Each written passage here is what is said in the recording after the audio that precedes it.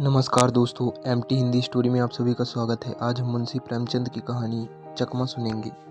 सेठ चंदूमल जब अपनी दुकान और गोदाम में भरी हुई माल को देखते तो मुंह से ठंडी सांस निकल जाती। यह माल कैसे बिकेगा? बैंक का सूद बढ़ रहा है, दुकान का किराया चढ़ रहा है, कर्मचारियों का वेतन काफ़ी बढ़ता जाता है। ये सभी रकमें गांठ से देनी पड़ेगी। अगर कुछ दिन यही हाल रहा तो दिवाली के सिवा और किसी तरह जान न बचेगी।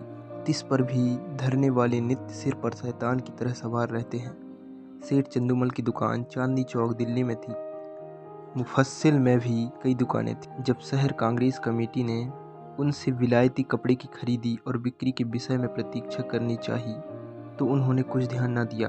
बाजार के कई आढ़तियों ने उनकी देखा देखी प्रतिज्ञा पत्र पर हस्ताक्षर करने से इनकार कर दिया। चंदूमल को जो नेतृत्व कभी न नसीब हुआ था वह इस अवसर पर बिना हाथ पैर हिलाए ही मिल गया। वे सरकार के खैर ख्वाह थे। साहब बहादुरों को समय समय पर डालियां नजर देते थे। पुलिस से भी घनिष्ठता थी। म्यूनिसिपालिटी के सदस्य भी थे। कांग्रेस के व्यापारिक कार्यक्रमों का विरोध करके अमन सभा के कोषाध्यक्ष बन बैठे। यह इसी खैर ख्वाही की बरकत थी। युवराज का स्वागत करने के लिए अधिकारियों ने उनसे 25,000 के कपड़े खरीदे। ऐसा सामर्थ्य पुरुष कांग्रेस से क्यों डरे? कांग्रेस है किस खेत की मूली? पुलिस वालों ने भी बढ़ावा दिया। मुहाई दें पर हरगिज दस्तखत न कीजिएगा। देखें ये लोग क्या करते हैं। एक एक को जेल न भिजवा दिया तो कहिएगा। लाला जी के हौसले बढ़े। उन्होंने कांग्रेस से लड़ने की ठान ली। उसी के फलस्वरूप 3 महीनों से उनकी दुकान पर प्रातःकाल से 9 बजे रात तक पहरा रहता था। पुलिस दलों ने उनकी दुकान पर वॉलेंटियरों को कई बार गालियां दी, कई बार पीटा। खुद सेठ जी ने भी कई बार उन पर बाण चलाए, परंतु पहरे वाले किसी तरह न टलते थे। बल्कि इन अत्याचारों के कारण चंदूमल का बाजार और भी गिरता जाता। मुवस्सिल की दुकानों से मुनीम लोग और भी दुराशाजनक समाचार भेजते रहते थे। कठिन समस्या थी। इस संकट से निकलने का कोई उपाय न था। वे देखते थे कि जिन लोगों ने प्रतिज्ञा पत्र पर हस्ताक्षर कर दिए हैं वे चोरी छिपे कुछ न कुछ विदेशी माल लेते हैं। उनकी दुकानों पर पहरा नहीं पड़ता। यह सारी विपत्ति मेरे ही सिर पर है। उन्होंने सोचा, पुलिस और हकीमों की दोस्ती से मेरा भला क्या हुआ? इनके हटाए ये पहरे नहीं हटते। सिपाहियों की प्रेरणा से ग्राहक नहीं आते। किसी तरह पहरे बंद हो जाते तो सारा खेल बच जाता। इतने में मुनीम जी ने कहा, लाला जी यह देखिए, कई व्यापारी हमारी तरफ आ रहे थे। पहरे वालों ने उनके ना जाने क्या मंत्र पढ़ा दिया, सब चले जा रहे हैं। चंदूमल, अगर इन पापियों को कोई गोली मार देता तो मैं बहुत खुश होता। यह सब मेरे सर्वनाश करके दम लेंगे। मुनीम, कुछ हेठी तो होगी। यदि आप प्रतिज्ञा पर हस्ताक्षर कर देते तो यह पहरा उड़ जाता। तब हम भी यह सब माल किसी न किसी तरह छपा देते। चंदूमल, मन में तो मेरा भी यह बात आती है, पर सोचूं अपमान कितना होगा। इतनी हेकड़ी दिखाने के बाद फिर झुका नहीं जाता। फिर हकीमों की निगाहों में गिर जाऊंगा और लोग भी ताने देंगे कि चले थे बच्चा कांग्रेस से लड़ने। ऐसी मुंह की खाई की होश ठिकाना आ गए। जिन लोगों को पीटा और पिटवाया, जिनको गालियां दी, जिनकी हंसी उड़ाई, अब उनकी शरण कौन मुंह लेकर जाऊं? मगर एक उपाय सूझ रहा है। अगर चकमा चल गया तो पवारा है। बात तो तब है जब सांप को मारूं मगर लाठी बचाकर पहरा उठा दूं बिना किसी की खुशामद किए। 9 बज गई थी। सेठ चंदूमल गंगा स्नान करके लौट आए थे और मसनद पर बैठकर चिट्ठियां पढ़ रहे थे। अन्य दुकानों के मुनीमों ने अपनी विपत्ति कथा सुनाई थी। एक एक पत्र को पढ़कर सेठ जी का क्रोध बढ़ता जाता था। इतने में 2 वॉलेंटियर गाड़ियां लिए हुए उनकी दुकान के सामने आकर खड़े हो गए। सेठ जी ने डांट कर कहा, हट जाओ हमारी दुकान के सामने से। एक वॉलेंटियर ने उत्तर दिया, महाराज हम तो सड़क पर हैं, क्या यहाँ से भी चले जाएं? सेठ जी, मैं तुम्हारी सूरत नहीं देखना चाहता। वॉलेंटियर, तो आप कांग्रेस कमेटी को लिखिए, हमको तो वहाँ से यहाँ खड़े रहकर पहरा देने का हुक्म मिला है। एक कांस्टेबल ने आकर कहा, क्या है सेठ जी, यह लड़का क्या टर्राता है? चंदूमल बोला, मैं कहता हूँ कि दुकान के सामने से हट जाओ, पर यह कहता है कि ना हटेंगे। जरा इसकी जबरदस्ती देखो।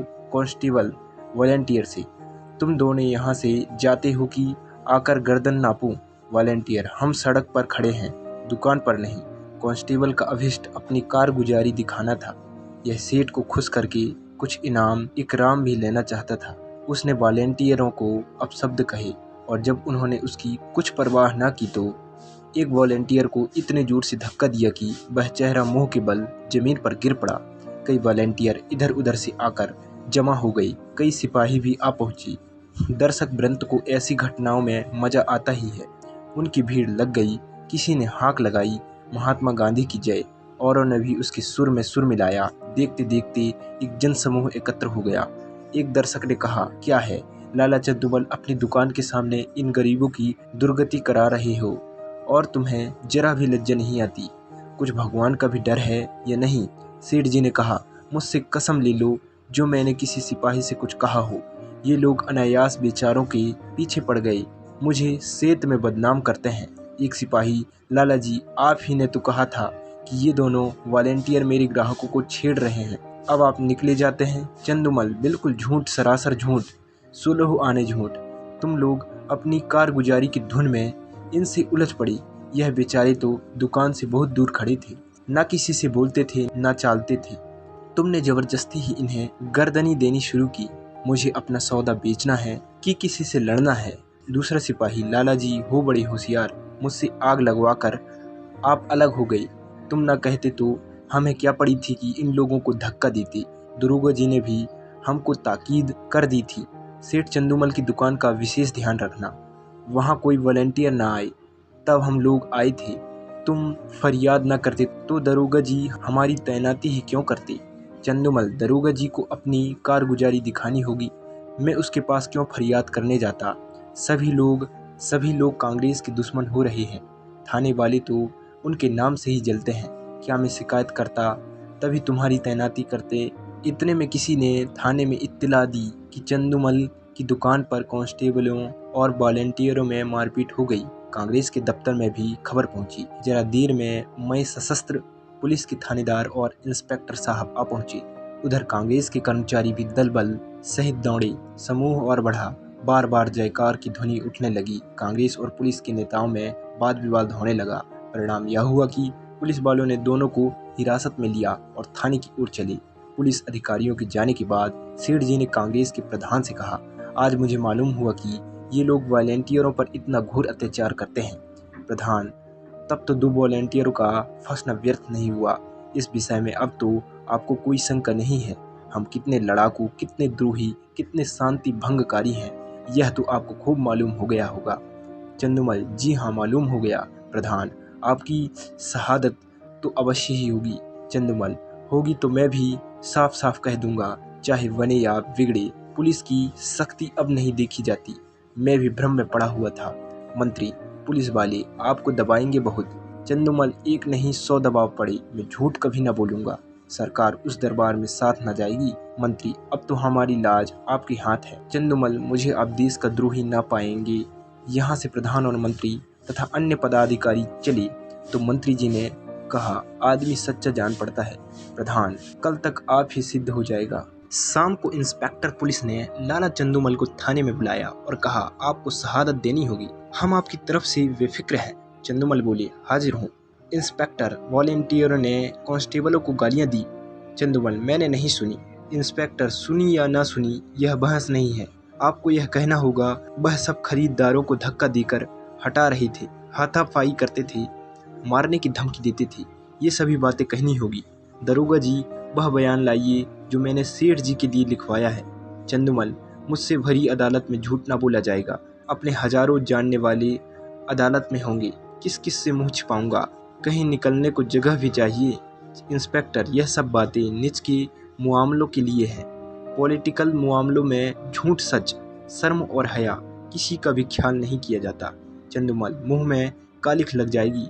इंस्पेक्टर, सरकार की निगाहों में इज्जत चौगनी हो जाएगी। चंदू सोचकर, जी नहीं, गवाही न दे सकूंगा, कोई और गवाह बना लीजिए। इंस्पेक्टर, याद रखिए यह इज्जत खाक में मिल जाएगी। चंदू, मिल जाए, मजबूरी है।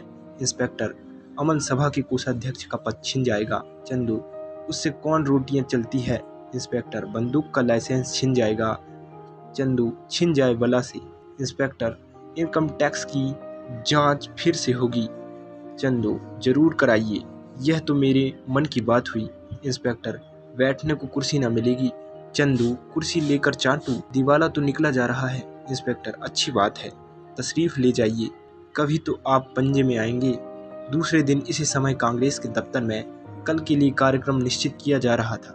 प्रधान ने कहा, सेठ चंदूमल की दुकान पर धरना देने के लिए 2 स्वयंसेवक भेजिए। मंत्री, मेरे विचार में वहां अब धरना देने की कोई ज़रूरत नहीं।